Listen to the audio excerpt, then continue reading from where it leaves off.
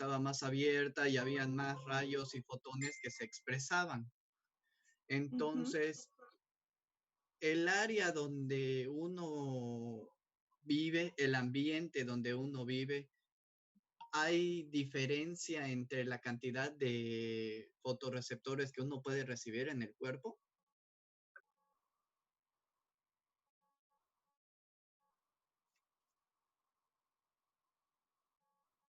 Sobre Hola. la carta. Eh, Sí, hay diferencia según el área topográfica, esto que mencionabas de la capa de ozono, ¿Y puede eso, adquirir cierta resistencia? ¿cómo? ¿Y puede adquirir cierta resistencia?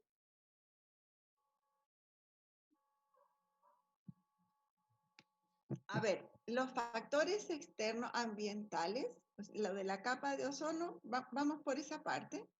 Se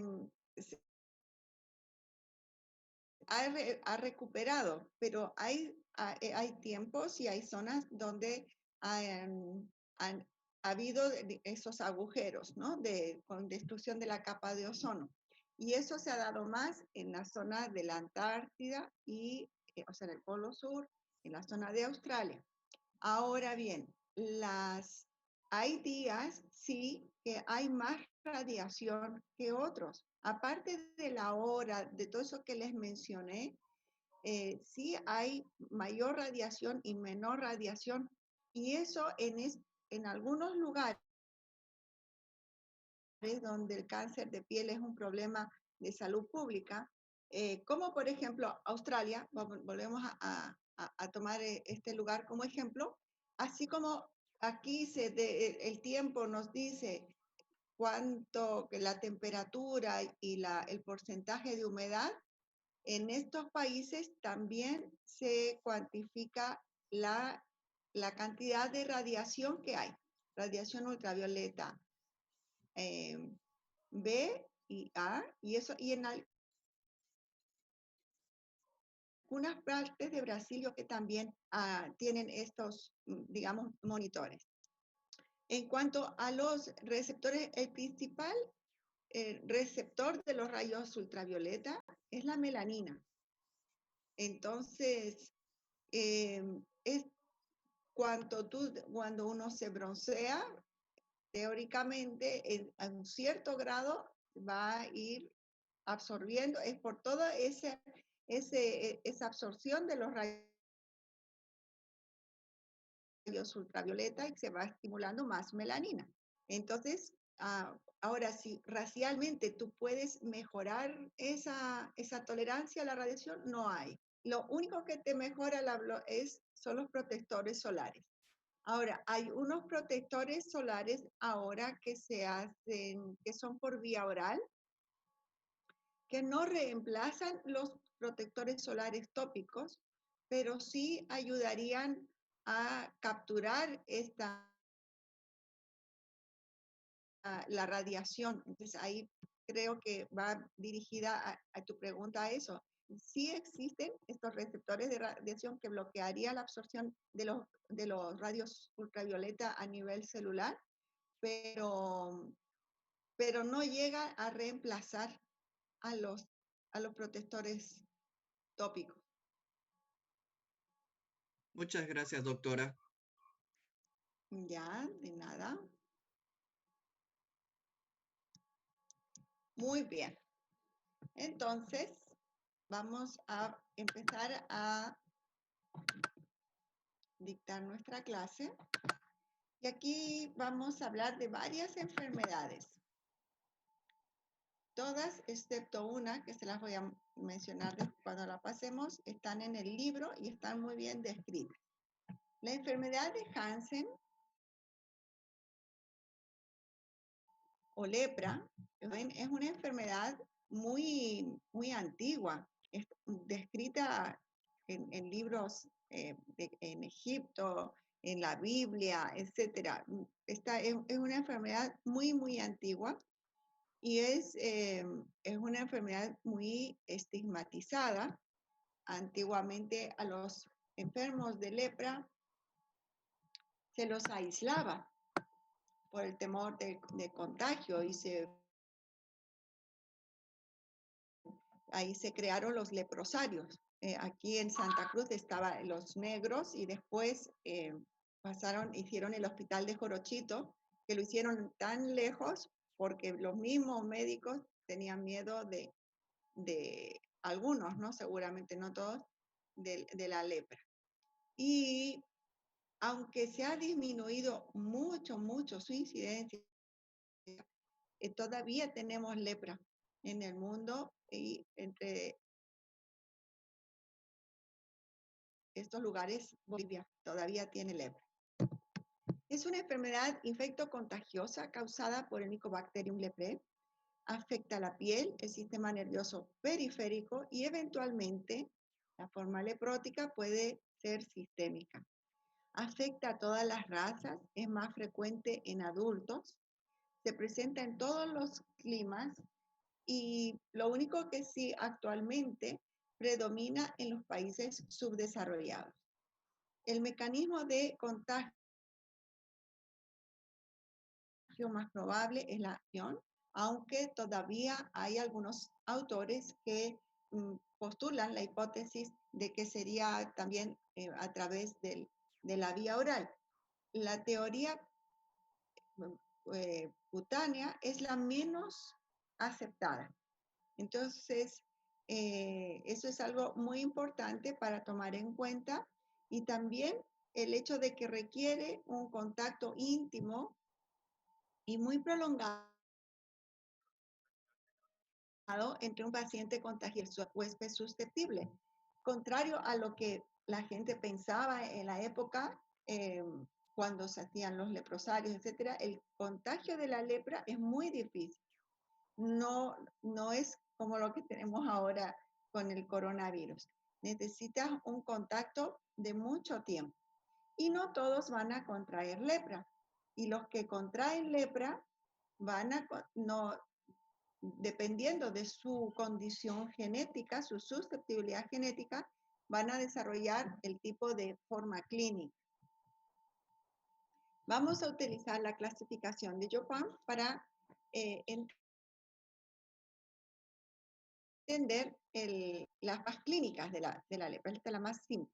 La forma indeterminada, la forma tuberculoide, la forma dimorfa y la forma lepromatosa.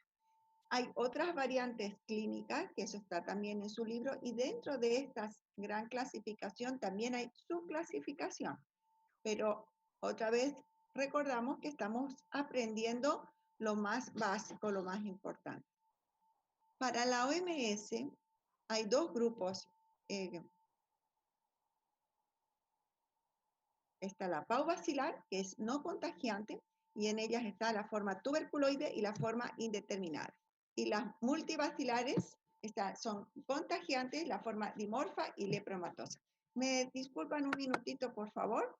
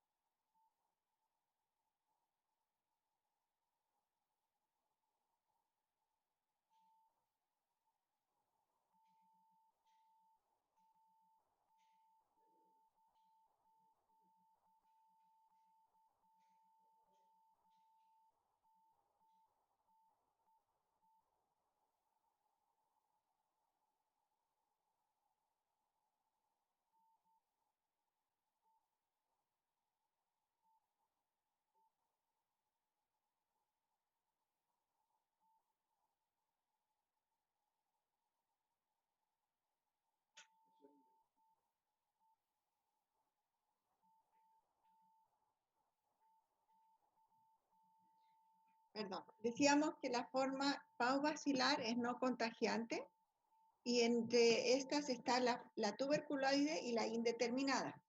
Y las multibacilares está la lepromatosa y algunas formas de dimorfa, y estas son contagiantes.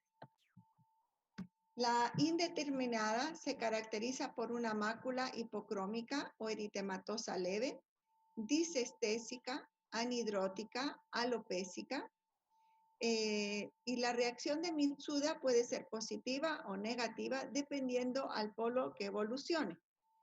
La reacción de Mitsuda es una intradermoreacción, similar al PPD. Este tipo de lepra se da más en niños. Es muy difícil de diagnosticar, a no ser que sea un país endémico, que uno esté buscando casos de lepra, o que sea un contacto con lepra, ¿no?, dentro de la familia. La forma, perdón, les voy a mostrar aquí la foto. Esto que ustedes ven aquí, esta lesión lineal eritematosa, es la biopsia. Es una biopsia incisional donde ha tomado una parte de la piel comprometida y esta es la piel sana. Aquí tenemos una placa discretamente eritematosa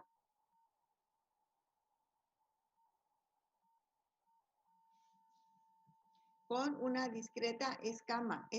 Los bordes son difusos, podemos describir así.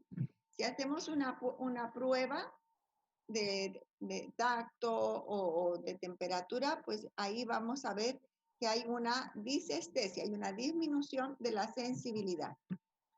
La forma tuberculoide, que ya hemos dicho que es paubacilar, o sea, no vamos a encontrar bacilos, ni en la baciloscopía, ni en las lesiones cutáneas. Las lesiones son circunscritas, anestésicas, se presenta como placas infiltradas, eritematosas, anulares de bordes bien definidos. Pueden haber nódulos brillantes. También pueden presentar neuritis en el trayecto del nervio afectado, manifestándose con debilidad, dolor, hormigueo o parálisis. La reacción de Mitsuda será positiva y la baciloscopía va a ser negativa. La forma dimorfa o borderline se presenta como placas y nódulos eritematosos diseminados. Presenta también una sensibilidad alterada. La sensibilidad alterada se refiere a que hay una disminución de la sensibilidad. La lepromina, o sea, la reacción de Mitsuda va a ser negativa o débilmente positiva, dependiendo a qué polo va a ir este paciente. Por eso se llama dimorfa o borderline. Y la baciloscopía es variable. La forma lepromatosa es la forma que potencialmente puede hacerse sistémica. Afecta principalmente el sistema nervioso periférico, el sistema retículo endotelial y el sistema óseo. La forma difusa de la lepra lepromatosa se presenta como una piel lisa, brillante, que luego se vuelve atrófica y escamosa. La forma nodular presenta placas y máculas eritematosas, violáceas, anestésicas o hiperestésicas, diseminadas, mal definidas. Predominan en la cara, pabellones auriculares, tronco y la región glútea. Se caracteriza también por tener un engrosamiento de los troncos nerviosos. La destrucción del tabique nasal, y hay una destrucción también de la parte del tejido óseo a nivel de las falanges distales. La reacción de Mitsuda va a ser negativa y la baciloscopía va a ser positiva, tanto de linfa como en el estudio histopatológico. Aquí tenemos nódulos, áreas placas infiltradas, eritematosas en la región de la frente, en la región interciliar, en las regiones superciliares. Aquí hay placas eritematoviolaceas. Si las palpamos van a estar induradas. Y hay unas aquí que son características que se llaman foveolares porque tienen como un clareamiento al centro. La hipoestesia o anestesia va a estar aquí al centro de la lesión. Esta es una facies leonina de la lepra lepromatosa. Es una piel infiltrada con una coloración acastañada, cobriza, mejor dicho. Esa coloración cobriza se presenta en la lepra, pero también puede presentarse en un paciente que está en tratamiento con clofazimina. Y hay un infiltrado en los pabellones auriculares. Hay una madarosis, una bilateral. Y fíjese cómo el pelo del cuero cabelludo está conservado, ¿no? Hay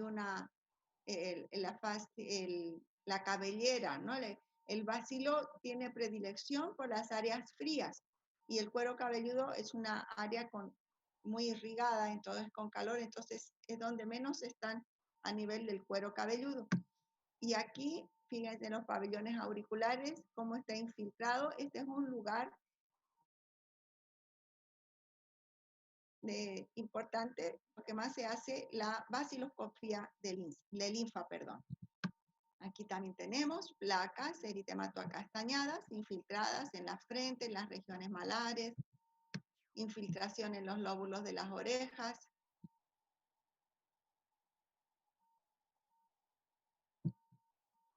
Bueno, respecto al diagnóstico, el diagnóstico es por vaciloscopía. Vamos a pedir una vaciloscopía de linfa y esto nos va a servir como diagnóstico, pero sobre todo como clasificación. La reacción de Mitsuda o lepromina, que es lo mismo. La histopatología es fundamental para el diagnóstico y serología que en nuestro medio no hacemos. El tratamiento es poliquimioterapia, damos dapsona 100 miligramos al día, clofazimina 50 miligramos al día y rifampicina 600 miligramos al mes, que es supervisado. El tratamiento es gratuito, igual que el de la tuberculosis, y los pacientes acuden a los centros de salud donde una vez al mes se les da la toma de la rifampicina y se llevan a sus casas el resto de la medicación. En nuestro medio, el lugar de referencia es el Hospital de Jorochito. Para los pacientes pauvacilares son 6 meses de tratamiento y para los multivacilares son 2 años de tratamiento. Ahora, hemos dicho que la alteración neurológica se caracteriza sobre todo por hipoestesia o anestesia. Ahora, hay una forma reaccional en el polo tuberculoide que puede presentarse con mucho dolor en la zona afectada.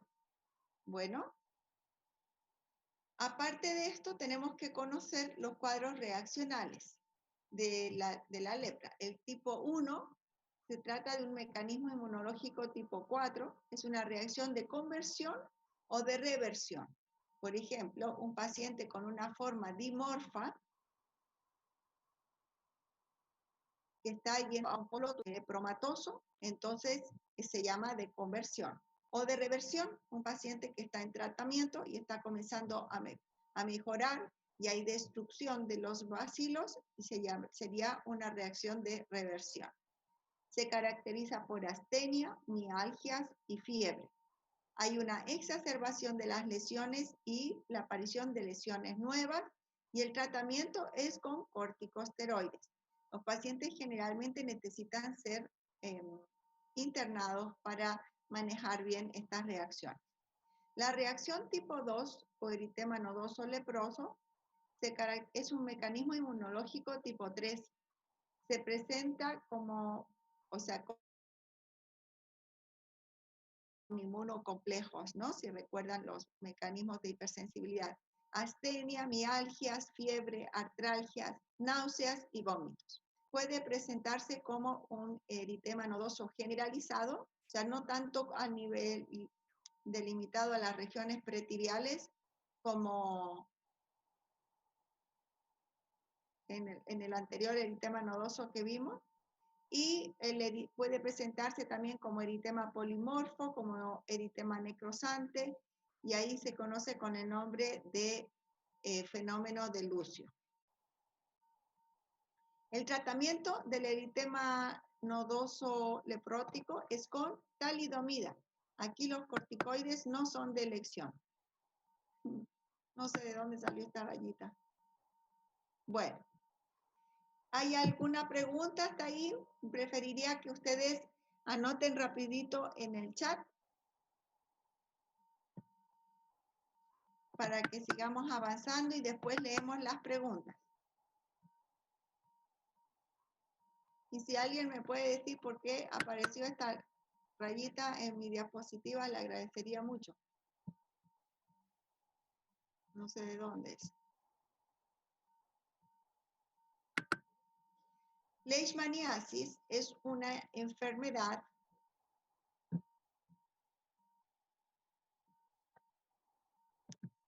muy frecuente en nuestro medio. Vaya.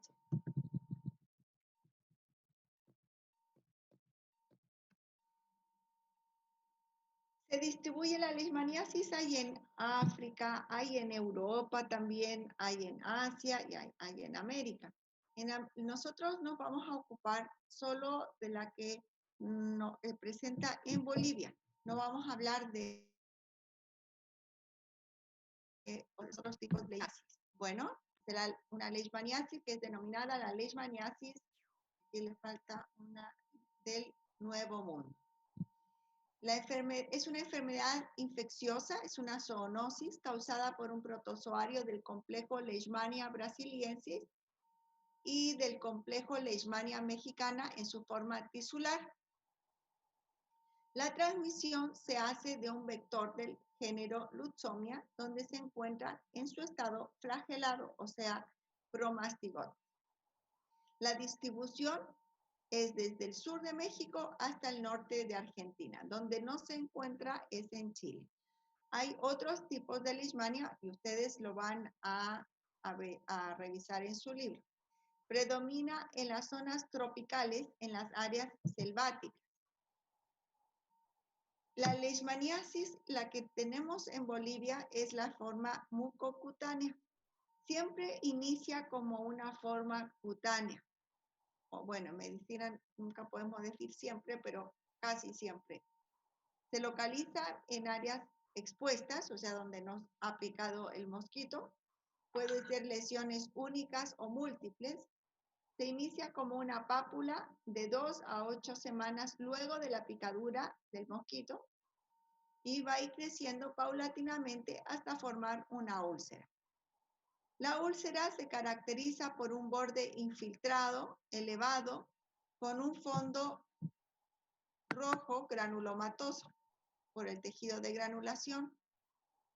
Hay otras formas clínicas. Hay la forma ulcerocostrosa, ulcerovegetante, ectimatoide, verrucosa, que pueden ser diagnósticos diferenciales de otras enfermedades. La leishmaniasis mucocutánea se produce por la diseminación sanguínea o linfática a partir de la forma cutánea, luego de un periodo de incubación de 2 a 10 años. Inicia con síntomas nasales, luego inflamación y ulceración. Hay un compromiso cartilaginoso que llega a destruir el tabique nasal y el paladar blando, y en casos avanzados también puede llegar a destruir tejido óseo. La deformación nasal se conoce como nariz de tapir, nariz de camello o pico de loro. Compromete también los labios, la laringe y la tráquea. Ustedes aquí pueden ver que hay una infiltración, hay un edema y hay una ulceración, ¿no? La superficie está ulcerada con tejido de granulación. La causa de muerte generalmente es por complicaciones respiratorias y por desnutrición. Diagnóstico, historia epidemiológica. Es muy importante de dónde el paciente, dónde ha viajado en las últimas 8 semanas. Puede ser que sea que vive en zonas endémicas, puede ser que haya viajado por trabajo o puede ser que haya viajado por placer, que haya ido a pescar, a conocer, a cazar. Entonces, es importante ese dato epidemiológico. Después está la clínica. Después tenemos, importantísima, por supuesto, el frotis, en que vamos a tomar la muestra de los bordes para observar los amastigotes, el cultivo, la prueba de Montenegro, ELISA y biopsia. Para nosotros lo más importante con fines de diagnóstico es la biopsia, el frotis, la clínica y la historia epidemiológica. Cultivo aquí no están haciendo, creo que Cochabamba en La Paz hacen, no recuerdo, y ELISA sí hace. Entonces, estos exámenes se hacen en Cenetrop. El tratamiento, antimoniales como el glucantime para la forma cutánea, miltefosine también, y la anfotericina B en la forma mucocutánea. Aquí tenemos ya una secuela de una leishmaniasis mucocutánea con destrucción del paladar. Aquí hay una destrucción del tabique nasal, son secuelas de una leishmaniasis. Aquí es una leishmaniasis cutánea que ha cicatrizado la úlcera. Esta es una leishmaniasis verrucosa.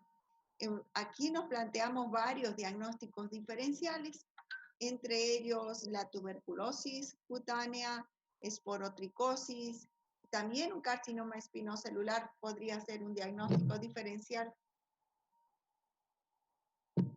En este caso, el método de diagnóstico más confiable sería una biopsia. Tuberculosis cutánea. Las lesiones cutáneas pueden deberse a la colonización directa del bacilo de Koch. Les voy a dar un minutito si quieren hacer una pregunta, que escriban en el chat.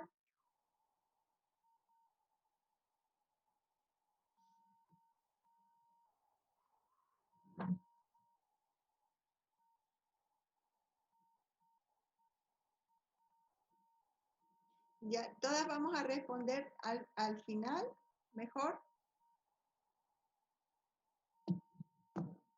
Ustedes la anotan en el chat o en un papelito y después lo hacemos. Tuberculosis cutánea. Las tuberculosis puede deberse a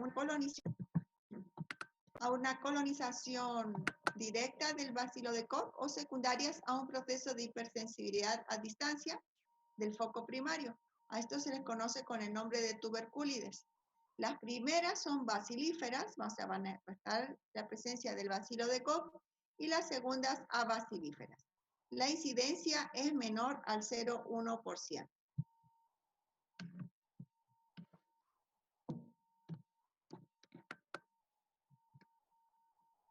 Formas clínicas de la tuberculosis cutánea. El chancro tuberculoso se caracteriza por una pápula o un nódulo con una linfadenomegalia satélite. Puede curar espontáneamente. El lupus vulgar es una placa eritematosa o placas eritematosas con una atrofia central que se localiza más frecuentemente en el rostro. La tuberculosis verrugosa, que son placas de superficie verrugosa, es crónica. Escrofuloderma es la forma más frecuente, se localiza en el cuello a partir del foco generalmente ganglionar, donde se van a formar fístulas y nódulos que ulceran, conocidos con el nombre de gomas. La tuberculosis miliar diseminada es la forma septicémica de la infección y tiene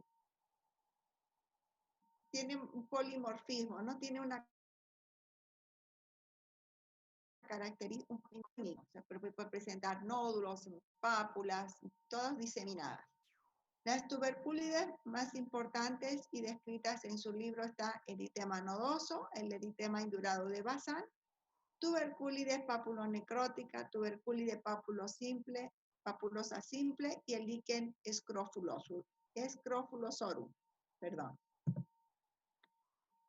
El diagnóstico lo vamos a hacer con un estudio histopatológico con tinción para bacterios ácido alcohol resistente. Lo mismo que para la lepra, ¿no? Para la lepra también necesita la tinción, que es la tinción de Ziel-Nielsen.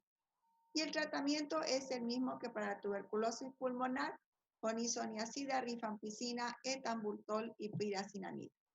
Aquí tenemos placas elevadas, infiltradas, eritematosas, hiperkeratosas. Aquí está una más, muy parecida a la imagen que vimos de la leishmaniasis, ¿verdad? Forma parte de un síndrome verrugoso. O sea, son enfermedades diferentes completamente, pero con manifestaciones clínicas similares. Micosis profundas. Bueno, un minutito para que escriban sus preguntas.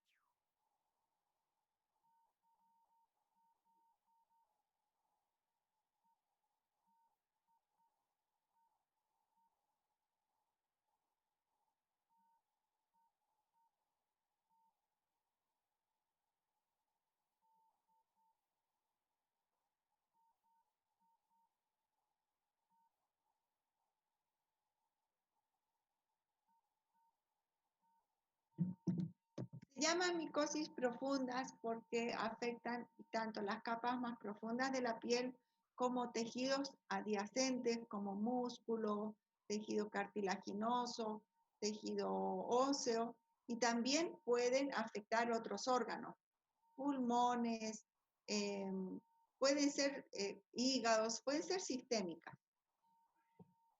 Empezamos con la esporotricosis. Es una infección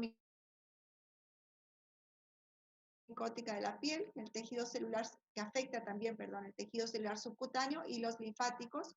Está producida por el Sporotrichus schenki, aunque ahora se han detectado otros Sporotrix, pero este es el más conocido. La inoculación se produce a través de un trauma menor por espinas o mordeduras, y el periodo de incubación va de 8 a mordeduras de animales silvestres, ¿no? El periodo de incubación de 8 a 30 días, y la distribución es mundial. Cuadro clínico: hay una forma linfática, a partir de la inoculación se forman pápulas que crecen, luego se hace un nódulo y este ulcera. Estas lesiones van a ir siguiendo el trayecto del vaso linfático y drenando al exterior y a la zona de la lesión primaria. También se forma como un rosario. La forma fija: las lesiones se limitan al sitio de inoculación y se forman como placas verrucosas, acneiformes, costrosas, etc. La forma cutánea o escrofulosa se presenta como placas eritemato-escamosas, pruriginosas. La forma cutánea hematógena afecta gran parte y puede afectar el hueso, articulaciones y el sistema nervioso central. La forma